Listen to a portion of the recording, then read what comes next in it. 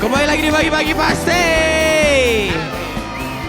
Oke, seperti yang kita janjikan kita akan membahas. Ini ada kompilasi beberapa artis, pasangan artis yang tadinya kita lihat kayak romantis, pasangan yang sangat harmonis, gak akan pernah terjadi gimana-gimana, tapi malah kebalikannya. Ini sangat disayangkan sekali, ada beberapa pasangan artis yang dikabarkan saling menggugat cerai. Iya. Kita lihat ini dia, cek di sound. Perceraian di kalangan artis kini marak terjadi. Sebagai public figure, permasalahan yang menjadi penyebab perceraian artis pun seolah menjadi konsumsi publik. Ada beberapa artis yang tak segan mengumbar permasalahan mereka. Namun, ada juga artis yang memilih untuk menutupnya rapat-rapat. Beberapa perceraian artis berikut ini merupakan perceraian yang banyak meminta perhatian publik belakangan ini. Adalah pasangan Vicky Prasetyo dan Angel Elga yang menikah di tanggal 9 Februari 2018. Sejak awal, kehidupan rumah tangga pasangan selebriti Vicky Prasetyo dan Angel Elga tak henti-hentinya menuai persoalan. Diawali dengan munculnya sosok seorang wanita bernama Vivi yang mengaku istri dari Vicky. Sebenarnya dari awal, banyak orang yang menyaksikan kebenaran berita pernikahan keduanya. Kehidupan Vicky yang penuh drama membuat sebagian orang bertanya-tanya, apakah pernikahannya dengan Angel juga termasuk bagian dari drama kehidupan yang tengah ia rancang? Tak selang berapa lama, publik pun dibuat kaget dengan pesta pernikahan antara Vicky dan Angel yang begitu sensasional. Mengusung tema Beauty and the Beast, pernikahan dengan jumlah 3.000 undangan ini pun disebut-sebut memakan biaya hingga 5 miliar rupiah. Kini, pernikahan mewah yang hanya berlangsung beberapa bulan saja itu lebih banyak diwarnai perseteruan ketimbang indahnya mahligai pernikahan.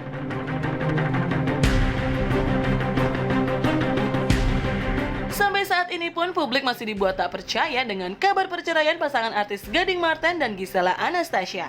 Pasalnya, pasangan yang telah menikah selama 5 tahun ini selama ini tidak pernah terlihat ada percecokan. Dalam berbagai kesempatan, keduanya pun kerap memperlihatkan kemesraan dan keharmonisan. Beberapa spekulasi bermunculan mengenai penyebab perceraian, mulai dari masalah keuangan hingga dugaan adanya orang ketiga. Namun, keduanya membantah semua itu dan memutuskan untuk menutup rapat-rapat apa yang menjadi penyebab keduanya tak dapat bersama lagi. Seperti tak ingin berlama-lama untuk move on, Gisela pun menjual sebuah mobil yang merupakan kado pernikahan yang diberikan Gading. Gisela membantah kalau tindakannya ini dianggap sebagai upaya untuk segera melupakan Gading, melainkan karena mobil tersebut sudah tidak nyaman digunakan. Kabar perceraian ini pun berimbas pada perhatian netizen terhadap nasib anak sematawayang mereka, Gempita Naura Marten. Banyak netizen yang menyayangkan pernikahan ini bubar lantaran merasa kasihan dengan Gempita. Tak butuh waktu lama, tagar Save Gempi pun viral dan sempat menjadi trending topic.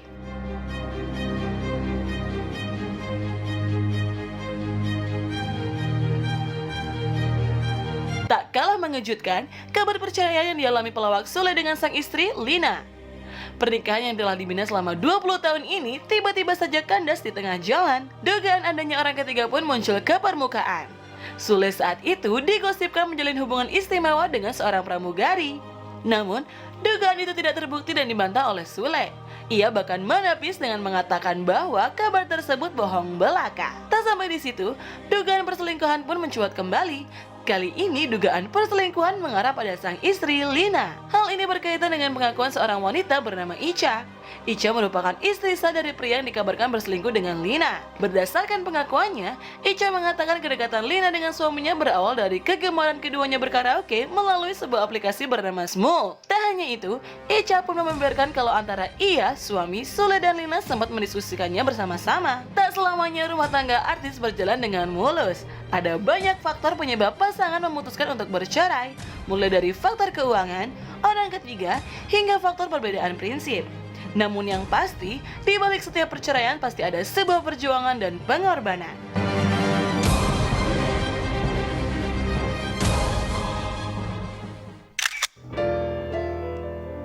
Ya, itu adalah tadi kasus perceraian artis-artis yang jadi sorotan di selama tahun 2018 sampai penghujung tahun ini. Kita selalu berdoa yang terbaik Iya. buat siapapun kalau misalkan punya hubungan spesial sama suami dan istri atau pacar, mudah-mudahan langgeng terus. 2019 mudah-mudahan jadi tahun kesetiaan buat kita semua. Amin, ya robbal alamin ya. Oke, selanjutnya. Ini selama tahun 2018 sangat disesalkan sekali, juga banyak terjadi kasus-kasus artis lagi yang terjerat narkoba.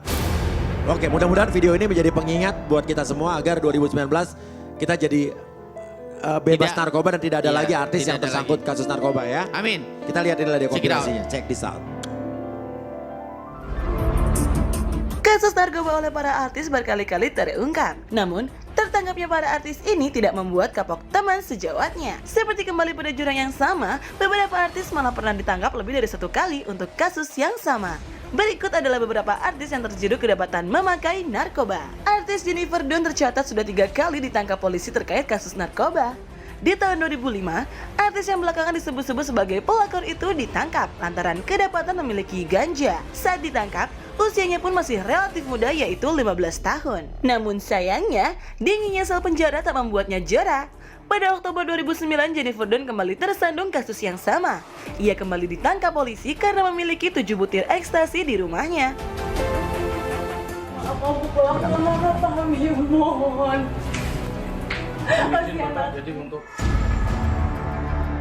Untuk kasus ini, ia pun divonis hukuman penjara selama 4 tahun. Di tahun 2018, Jennifer Dunn kembali terciduk terkait kasus narkoba. Jennifer dibekuk usai memesan sabu dari seorang bandar berinisial FS. Setelah menjalani hukuman penjara selama 10 bulan, kini Jennifer Dunn bebas di tanggal 2 Oktober lalu. 3 kali terlibat dalam kasus narkoba, Jennifer pun sempat dikabarkan mengalami depresi. Jennifer mengatakan kalau ia depresi lantaran isu pelakor yang dialami dirinya.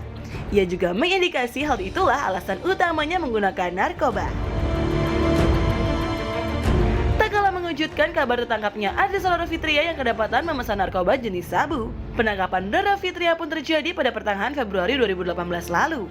Dalam penangkapannya itu, polisi menyita barang bukti berupa narkoba jenis sabu seberat 1,4 gram serta bukti transfer dari transaksi barang haram tersebut. Kehidupan Roro langsung terpuruk semenjak terlibat kasus narkoba. Setidaknya ada 2 penderitaan berat lain yang dialami Roro manakala dirinya berada di rumah tahanan. Pada tanggal 19 September 2018, rumah Roro Fitria dikabarkan mengalami kemalingan yang menyebabkan kerugian hingga 3 miliar rupiah. Tak selang berapa lama, kabar menyedihkan kembali dirasakan Roro. Sang ibunda tercinta, Raden Retnowiningsih dikabarkan meninggal dunia. Sontak, Roro yang tengah berada di rumah tahanan pun histeris mendengar kabar tersebut. Masih dalam suasana duka dalam sidang putusan, Roro pun akhirnya dinyatakan bersalah dan dijatuhi hukuman 4 tahun dan denda uang sebesar 800 juta rupiah. Masih hangat dalam ingatan peristiwa meninggalnya artis Pretty Asmara beberapa waktu lalu. Pada saat itu, Pretty masih menjalani masa tahanan di rutan Pondok Bambu, Jakarta Timur. Atas kasus narkoba yang menimpanya pada Juli 2017 lalu, Pretty dinyatakan bersalah dan mendapatkan hukuman penjara selama 8 tahun dengan denda sebesar 2 miliar rupiah. Namun sayang, belum juga menghirup udara bebas, Pretty Asmara justru meninggal dunia pada tanggal 4 November 2018 di usianya yang ke-41 tahun. Oke, Pak Ustadz. Ya. Narkoba itu kenapa diharamkan? La Biar- darar wala dirar. Itu jelas kata Iya. Nabi. Jangan membahayakan diri sendiri, jangan membahayakan orang lain. Jadi orang yang melakukan sesuatu, mengkonsumsi sesuatu iya. yang membuat dia mati itu sama dengan bunuh diri. Oke, Selanjutnya Babe. kita kedatangan seorang tamu, 2 orang lebih tepatnya. Dan kasusnya ini benar-benar sangat tragis, ironis dan dramatis. Asik, emang sinetron. Iya, karena si ibu iya ini jadi pelakor Berkali-kali. berkali-kali. Oh my God. Dan bukan hanya itu saja, anaknya sekarang justru jadi korban sampai ini kasusnya berlanjut ke kejaksaan. Seperti apa? Kita lihat videonya. Check this out. Kasih sayang tulus ikhlas tanpa mengharap balas dan tidak akan pernah terbalaskan ialah kasih sayang seorang ibu. Namun, rupanya hal tersebut tak berlaku bagi Firman. Firman memiliki ibu yang dengan tega menelantarkan dirinya dan adik-adiknya. Sejak sang ayah meninggal, ibunda Firman seperti kalap mata. Sang ibu menghabiskan harta warisan peninggalan ayah sampai tak bersisa. Tak ada satupun dari anaknya merasakan warisan peninggalan sang ayah. Bahkan, saat tinggal dengan ibu, adik-adik Firman pernah sangat kelaparan karena sang ibu terlalu sibuk dengan dunianya sendiri dan sama sekali tak memikirkan anak-anaknya di rumah. Merasa tak tega dengan adik-adiknya, akhirnya Firman dan istri yang sekarang mengurus ke semua adik Firman. Yang membuat hati Firman dan istri teriris adalah semua keluarga besar menuduh justru Firmanlah yang menghabiskan harta warisan almarhum ayahnya. Yang lebih parahnya lagi, saat ini sang ibu dikabarkan sudah 3 kali menikah dengan pria lain. Bagaimana kisah Firman selengkapnya? Saksikan sesaat lagi tetap di Pagi-Pagi Pasti Happy. Ya, oke. Sekarang kita di sini sudah bersama Firman dan juga Wulan, Siti Wulandari. Ya, dan ini ada direct message yang dikirim oleh Mbak Wulan ke kita ya. Kita lihat dulu ya. Check it out. Kita lihat DM dari Mbak Wulan ya. Assalamualaikum. Ya. P3 Trans TV. Di sini saya mau cerita yang intinya ibu saya menelantarkan anak-anaknya demi laki-laki lain. Dan adik-adik saya sempat kelaparan. Dan semua harta warisan dari papa saya dihabiskan demi laki-laki itu. Dan kabarnya sekarang ibu saya sudah 3 kali menikah.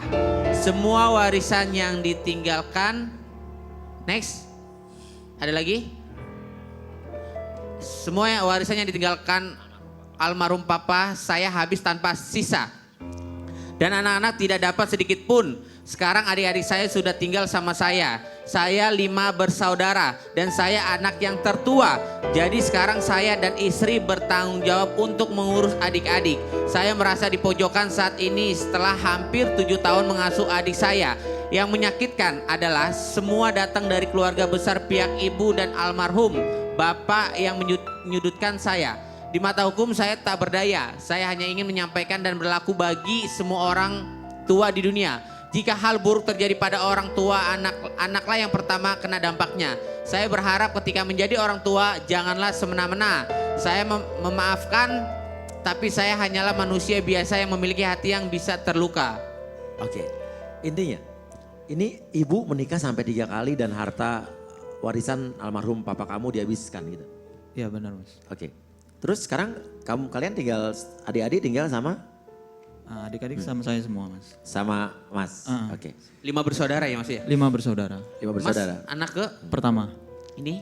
Istrinya? Oh istrinya. Istrinya ya, oke. Terus komunikasi dengan ibu gimana? Terakhir komunikasi dengan ibu waktu kita mau pindah rumah. Karena saya ngerasa saya udah nggak nyaman lagi Mas di rumah itu Mas. Iya. Nah, itu terakhir saya ketemu sama ibu. Terakhir ketemu sama ibu? Tapi Bapak ya yang membuat gue penasaran nih kenapa ketika mohon maaf ibu Mas menikah sama lelaki ya kalau bisa dibilang laki orang ya. Laki orang tapi malah hartanya ibu Mas malah habis bukannya dikasih sama lelaki itu. Jadi kasusnya itu ibu itu memalsukan dokumen pernikahan Mas. Ibu siapa nih? Ibu saya. Memalsukan dokumen pernikahan?